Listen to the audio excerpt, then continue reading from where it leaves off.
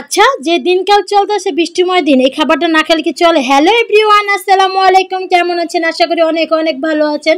তো যাই হোক, ঘুম থেকে উঠে বারান্দা গেলাম, গাছগাছালি দেখতে আইসা দেখি যে কি বৃষ্টি হইতাছে, মানে এত বৃষ্টি হইতাছে, মানে একবার ঝড় তুফানের মতো না, বৃষ্টিও ঝুম করে নামতেছে, মানে অতিরিক্ত বৃষ্টি হইতেছে। আবার চিন্তা ভাবনা করলাম যে কী রান্না করা যায় বৃষ্টির ভিতরে।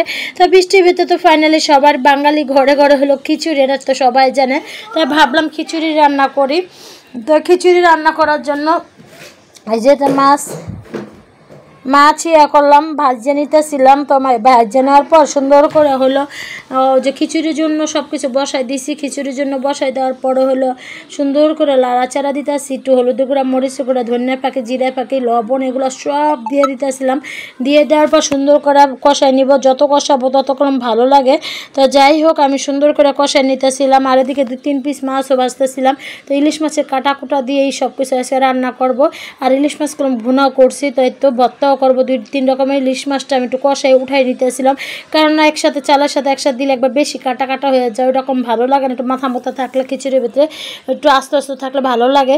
তো যাই হোক, খিচুড়িটা দিয়ে দিলাম এক চুলা, ভালো করে কষাইতেছিলাম। আর এই চুলা হচ্ছে কাজকি শুটকি, চিংড়ি শুটকি ভাজা নিব, যে মরিচ টরিচ সব ভাজা নিচ্ছে। আজকে 2 রকমের ভর্তা করবো, বেশি রকমের ভর্তা করবো না, কারণ খিচুড়ির সাথে হলো পারফেক্ট হলো ভর্তায় চলে বেশি। তো ভাবছি ইলিশ মাছ দিয়ে ইলিশ মাছ ভাজা, 2 রকমের ভর্তা, ইলিশ মাছ ভুনা, আর এদিকে টমেটো আর কাঁচামরিচ দিয়ে দিলাম পানি দেওয়ার পরে। তো যাই হোক, খিচুড়িটা আমি একটু লাড়াচাড়া দিয়ে দিতেছিলাম যে পরিমাণ মতো পানি হয়েছে কি না।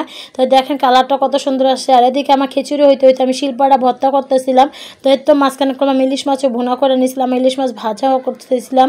তো যাই হোক, ইলিশ মাছটা আমি খিচুড়িটা লাড়াচাড়া দিয়ে যে কষানো মাছগুলো দিয়ে দিতেছিলাম হালকাভাবে, জানি না ভাঙলে দেখা যায় কি, যেহেতু ছোটো মাছ কাটা বেশি কিস করবে, এই জন্য এদিকে আমি একটা লাড়াচাড়া দিতেছিলাম। তো লাড়াচাড়া দিয়ে দেওয়া ইলিশ মাছ দিয়ে খিচুড়িটা অনেক ভালো লাগে আমার কাছে, কার কাছে কেমন লাগে জানি না, বাট আমার কাছে অনেক ভালো লাগে।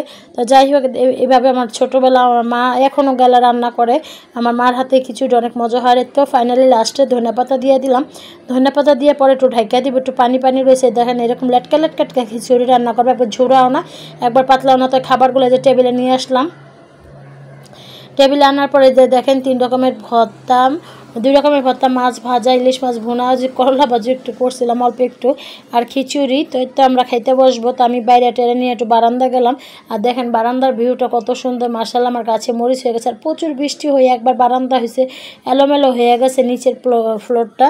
তো যাই হোক, খিচুড়ি কলম খেতে যেরকম মজা, দেখতেও কলম অনেক সুন্দর হয়েছে। আর এদিকে আমার পাখিও ডিম পাড়ে রাখছে মার্শাল্লাহ দিলে। তো এদিকে এখন ভুনাদা খাবো না, এখন শুধু মাছ ভাজাদা খাইছি। তো যাই হোক, কেমন হয়েছে ভিডিওটা অবশ্যই একটু কমেন্টে জানাবেন। আর দেখেন আমি খাইতে আসছিলাম, মাছটা ভরপুর ডিম ছিল। আর একটা মাছ 2টা মাছ কাটছিলাম, ছোট ছোট মাছের সাইজগুলা।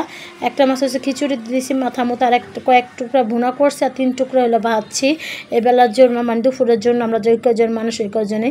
তো যাই হোক, এদিকে খাবারগুলো খাইতে আসলাম, বেশ মজা হয়েছে। আমার হাজব্যান্ড বলতেছে অনেক মজা হয়েছে। তো সবাই ভালো থাকবেন, সুস্থ থাকবেন, আল্লাহ হাফেজ, আসসালামু আলাইকুম।